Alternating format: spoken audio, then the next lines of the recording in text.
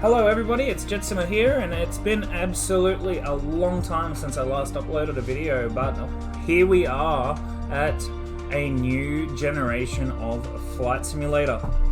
Now, a lot of people have better computers than I do and a lot better quality. Now, I run an i7 377K, I believe it is, and a RTX 570 graphics card, which is pretty much bare minimum, with a 32 gigabyte and 500 gigabyte solid state hard drive, 32 gig, that being RAM, sorry. But I run perfectly fine at between 30 to 40 frames, sometimes 50 frames on medium. So I'm going to go ahead and show you the medium graphics, as well as a quick guide to get you flying straight away. Now, when you get into Microsoft Flight Simulator 2020, you are greeted with the welcome screen and your profile, marketplace and options. We'll go into more detail on the headings up the top here and your profile as well.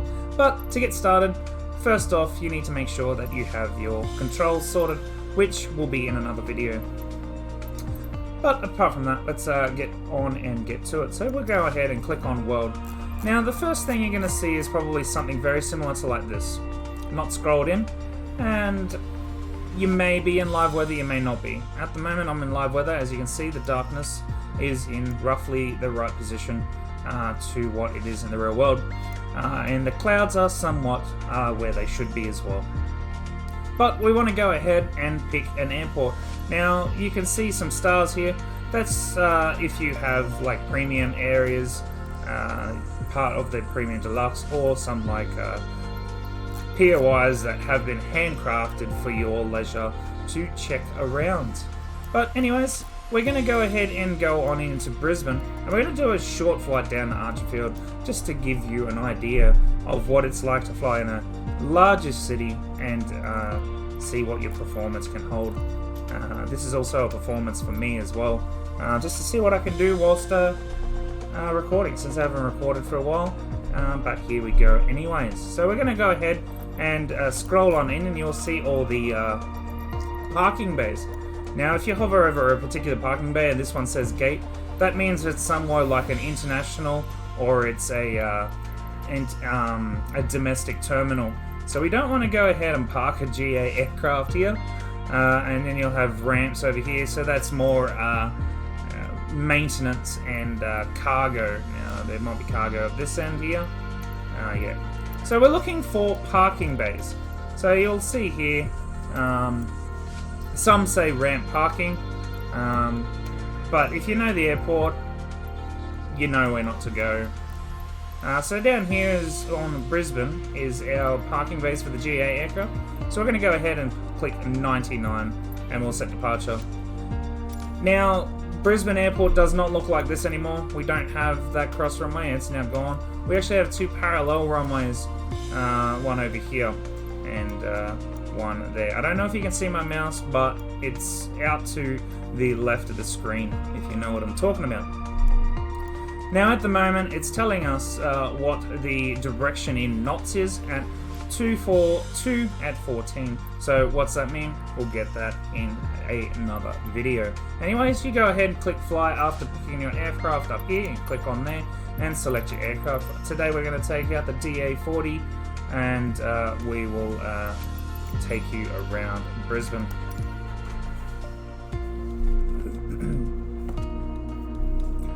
Personally, I like the DA40 TDI due to the fact that it is full analog and it is quite an easy aircraft to understand over the G1000 model, being the NG model.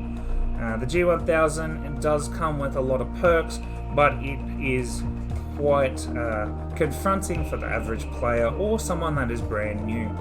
The G1000 does have quite a large handbook that you can get online from previous simulators. I dare say there'll be a more upgraded one for you to have a look at. Right, so now we're at the airfield. That's our aircraft, and it's just doing a little cinematic before we get there.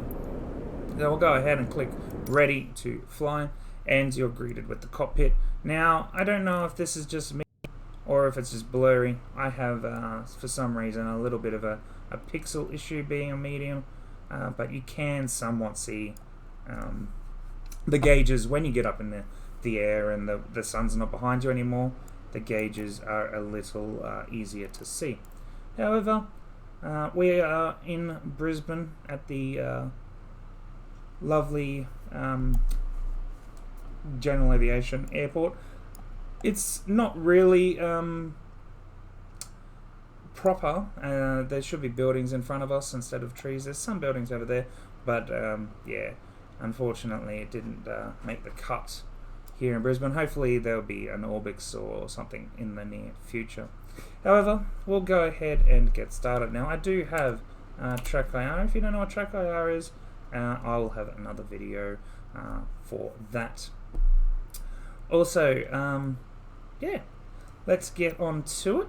So to get started, basically, for the average player, you can just press Control E for a complete auto start, but we're not going to do that. We're just going to quickly have a look at the startup procedures, and we're going to just get going. So you do have a quick start checklist here, or a checklist here for you to go through things. If you don't know where a certain thing is, you can hit the icon like that, and it will go blue, and you'll be able to see it.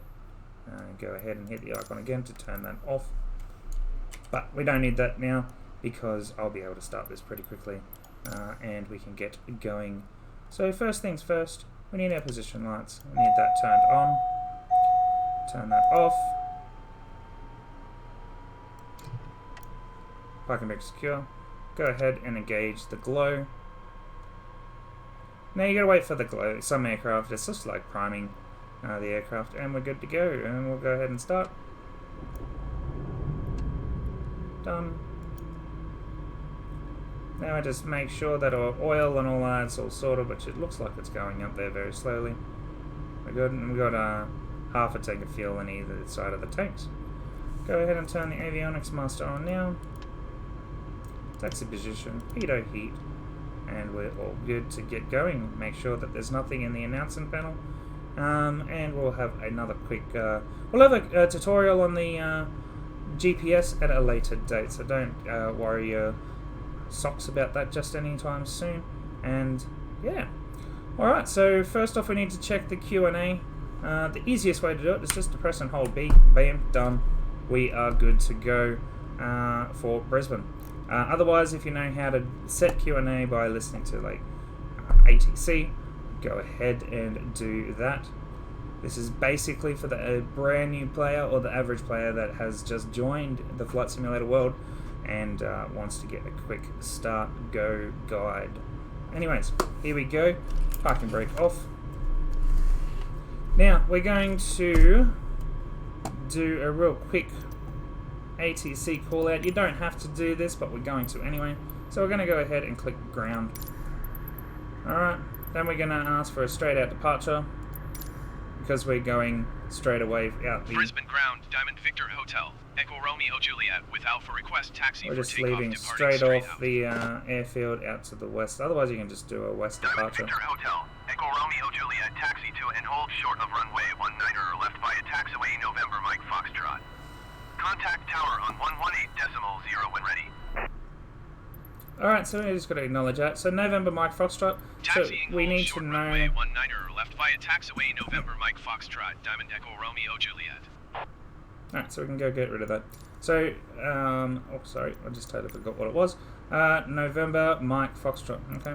So we're just looking for November Mike Foxtrot, which I believe will be out that way anyways. So we'll go ahead and leave. Now normally GA don't have pushbacks, so we'll just go out and past old mate here and get onto the taxiway in front of us here. Or you can just do a complete turn and follow the taxi lines this way. Once we get going, you can just verify that your taxi lights are on.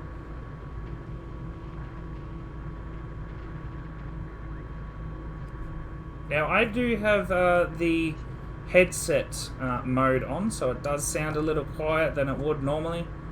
But you can change that in the settings, and again, that'll be all in another video that I plan on doing. I'm pretty sure other people would have already done it, but we'll get there at another time. I'm planning on doing a full flight training series, as I'm going through real life training in just under a week, so I can't wait for that. Start next Monday, so we'll see how that goes. Alright, so first things to note when you're taxiing around the airfield, if you see that, now it is drooping, it looks like it's gusting, but that's the windsock. As we get closer, it should render in properly and tell us exactly what's going on with the weather. That's a little bit broken at the moment. I don't know if it's me, it could be the whole game or whatever, we'll see. There it goes, it just stopped. So to me, that is just blowing a very slow breeze. As you can see, it's just swinging there in the wind. As you're taxiing out, you might not see over the dashboard, so just press the arrow up key and you can see over the dash. Now I have to kind of lift my head up. Having TrackIR, I can lift up and have a look over the canopy there, because the arrow kind of stops when you get to the edge of the aircraft, which is really good. At least you're not clipping out the aircraft like you can do with the TrackIR. But I just tap my head open just a tad, just to have a look. Alright, so we are taking off, so let's get the aircraft ready for configuration. So we're going to go on Alt for our score code, and we're going to hit VFR, which should be 1200. So we're going to be squawking VFR for visual flight rules. We'll go ahead and set the flaps down to takeoff mode, or to the first one. Just overshot the taxiway there. Alright, done. Go ahead and turn the lights and the strobes on, which are down there. I've got key binding for them. That's all good.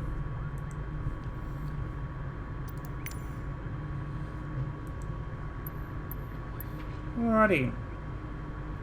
Now we want clearance from the airfield. Brisbane Tower Diamond Victor Hotel. Echo Romeo Juliet, ready at runway 19er left, departing straight out. Diamond Victor Hotel. Echo Romeo Juliet, cleared for takeoff runway 19er left, departing straight out, approved. Right. Cleared for takeoff runway 19er left, Diamond Echo Romeo Juliet. Right, so I just set the trim to TO, which is takeoff, so anything with a T/O is what you should normally set all your controls to. So being in mind that either flaps or trim, and some aircrafts will have a T/O, which indicates takeoff settings. Now takeoff settings can vary in bigger aircraft due to the load of that aircraft and fuel on board. So you'll have to be very careful of what aircraft is what. But that's all good. Small aircraft like this will always have roughly the same setting. So normally you would you can do rolling starts like what we're doing now, or you can come to a complete stop. Make sure you got everything in good to go. Reading your checklist. So we'll bring up the checklist real quick, and we'll find the before takeoff checklist. Okay, so landing lights as required, transponder on Alt, and parking brake release, which it is. So we'll go ahead and take off. Now every aircraft has a different takeoff speed. This aircraft is around about 66 knots, which is indicated by the top left-hand gauge there. You can see the needle is rising. Try and stay on the center line. And up we go. Alright, so once we get up a little bit more, we want to raise it to about 77 knots. And try and maintain center line and flaps up. Alright, so now to maintain that those knots, I'm going to raise it up just a tad more and give it a bit of trim.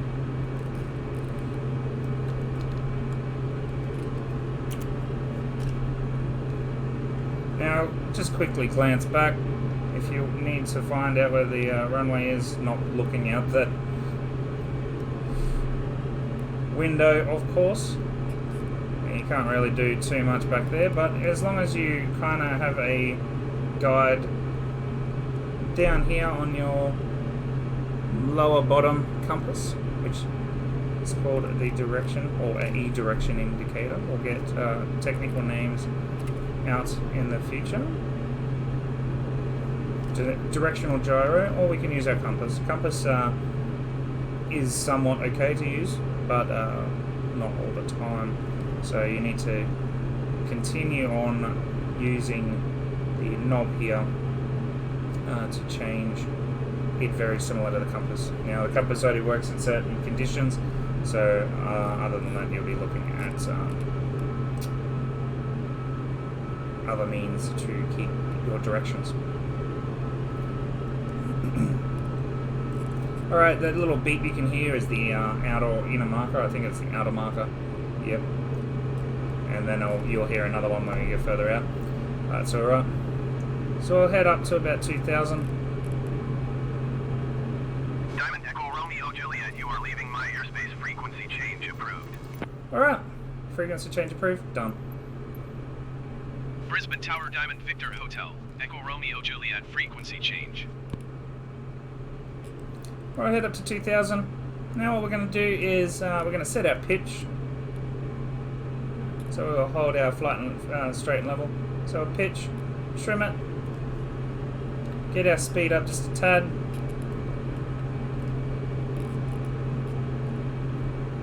Alright, speed's up.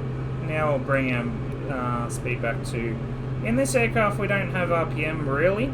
Well, we do, we have 2,300. But we actually have a load percentage on this aircraft, whereas some aircraft just have RPM.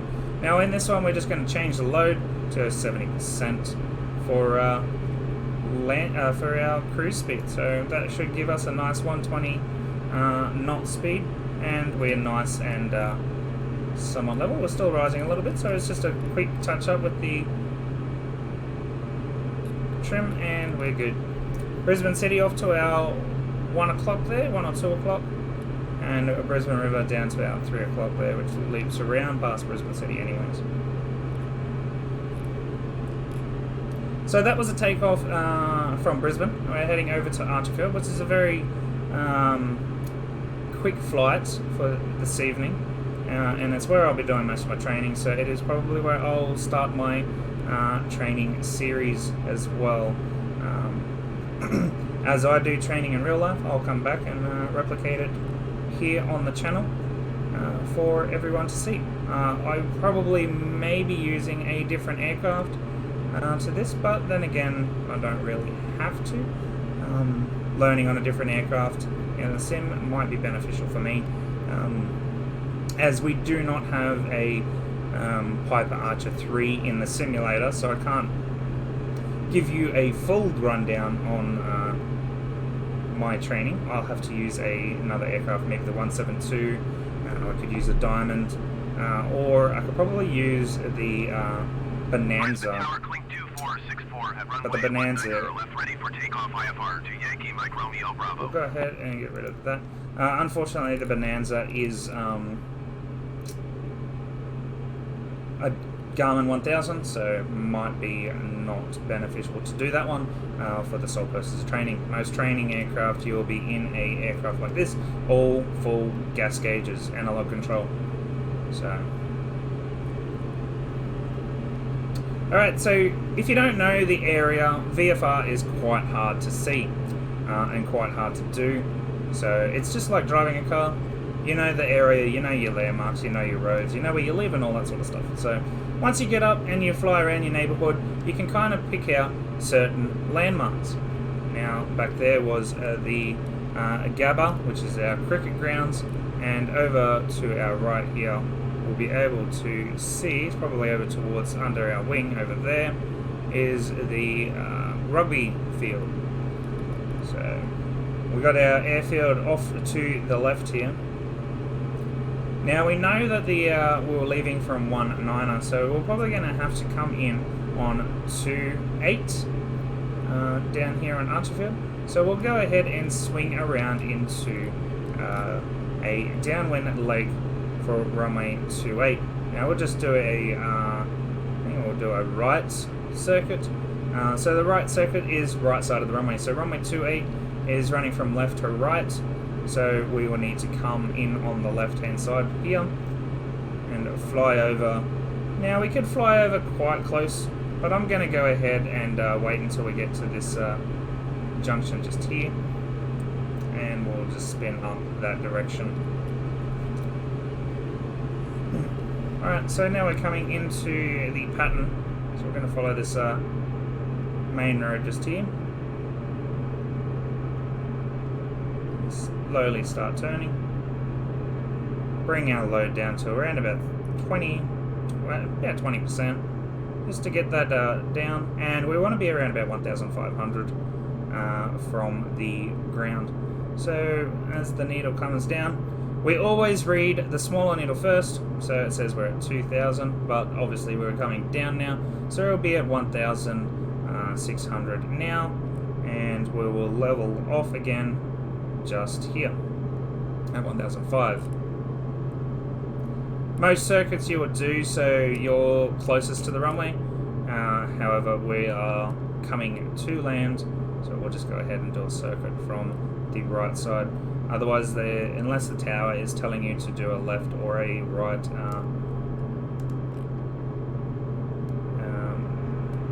left or right circuit, then you'll follow what they do. But we're going to go ahead and land without tower, just to show you that you can do it without tower if you don't want to. It's not a big deal. Alright, we'll go ahead and dirty up, so we'll get some flaps going. We'll keep the trim so we can keep our altitude, get our speed down to about 79 knots for landing.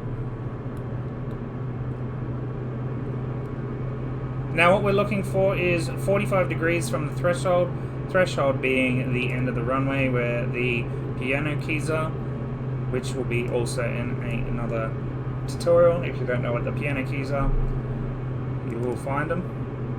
So we'll go ahead and turn on to our base leg, which is the second last leg of a normal circuit, and we'll go ahead and drop some altitude now and come in for our final. We don't want to be going down too quickly, and we want the throttle off. So to do that, we can maintain our speed via the trim. So we're sitting here on just on 80 or 79. We'll go ahead for one last lot of flaps. So we're going to lower our trim down so we can keep that speed. Now if we want to climb, we just add power.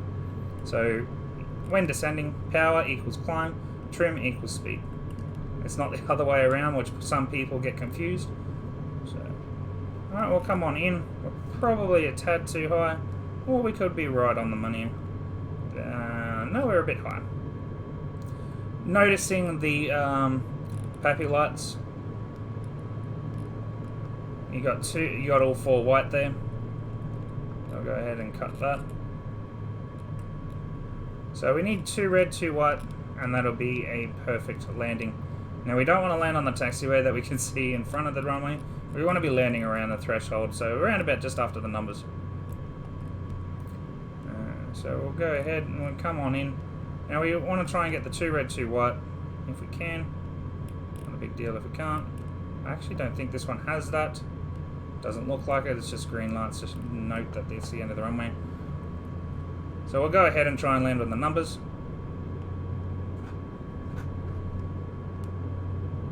Alright, now we're over the threshold, we'll just flare just a tad and let the aircraft just settle onto the runway.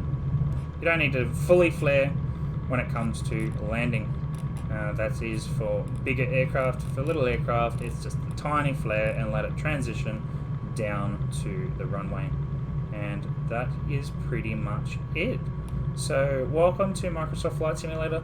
Quick little flight from Brisbane over to Archerfield, medium graphics. So if you think you're going to low-end computer and it's not going to work, again, my specs will be in the description and you will be able to see how it works. Now that was probably around about 45 frames pretty damn nice on medium with a not too shabby computer. I would still say this is high to ultra high graphics from FSX and prepared. So yeah, medium graphics, go ahead. If I was running ultra, then nothing would beat this game at all, as you probably can see from other videos. Anyways, thanks for joining, and we hope to have a lot more in the near future. Thank you very much. See you later.